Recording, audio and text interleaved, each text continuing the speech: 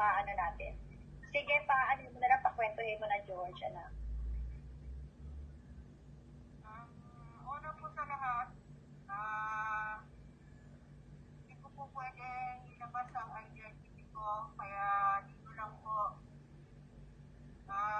Yung sinasabi po na may ibang Norman Mangusin, wala pong ibang Norman Mangusin. Dahil ang Norman Mangusin na nakilala namin noon, saan kami po ay nag-apply, ay si Norman Mangusin na nagpapanggap na Francis Leo Marcos ngayon.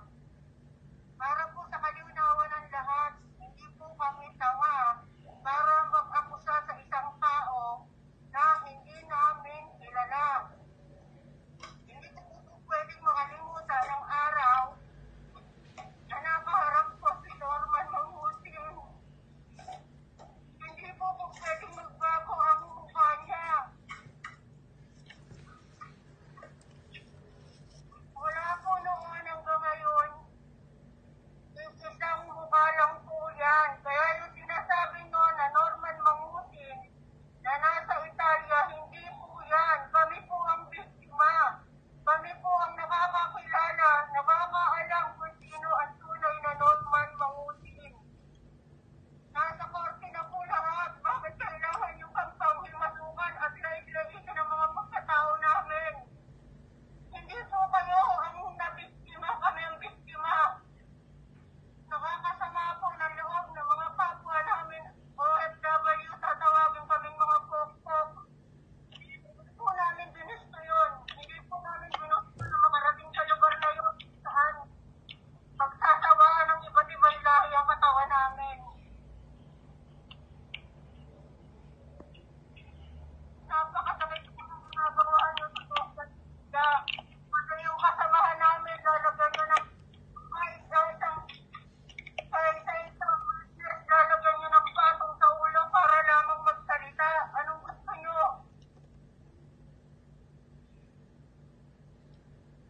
Grabe kayo. Gusto ko lang malaman po nyo, hindi nagbabago ang mukhang yan. Hindi po kami po pwedeng magkamali.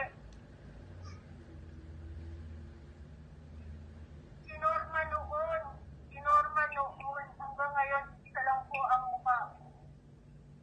Huwag niyo pong palabasin ang mga sinungaling po kami. Hindi po kami sinungaling.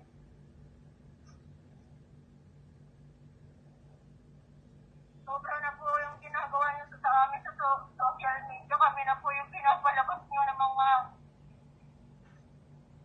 may kagustuhan kung bakit nagkaganito lahat-lahat. Nangyari yun. Hindi po totoo yun.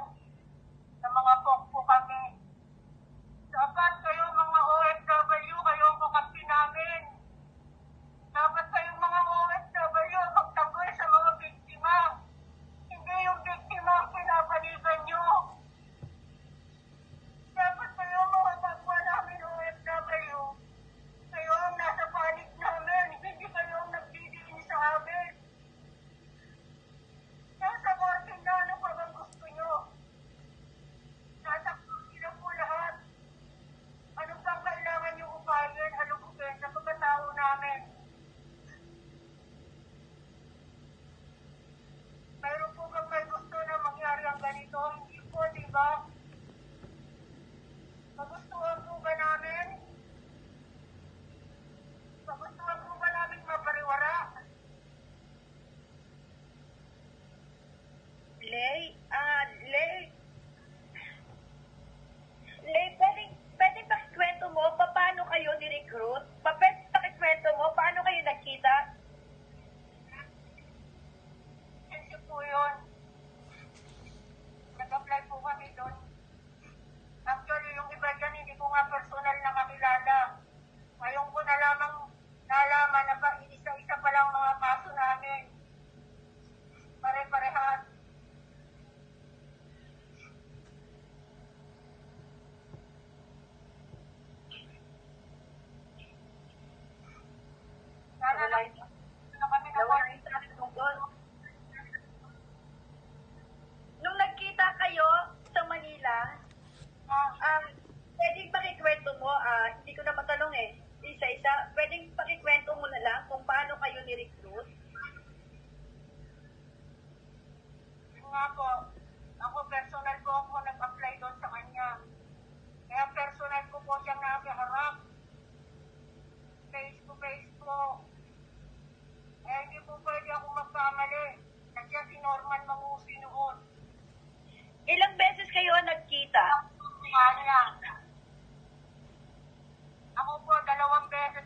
nakaharap.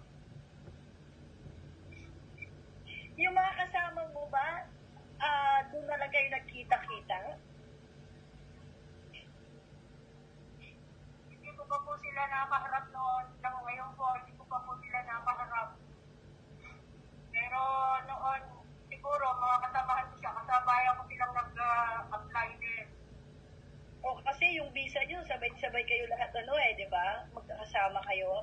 Pero nung panahon na yon, doon lang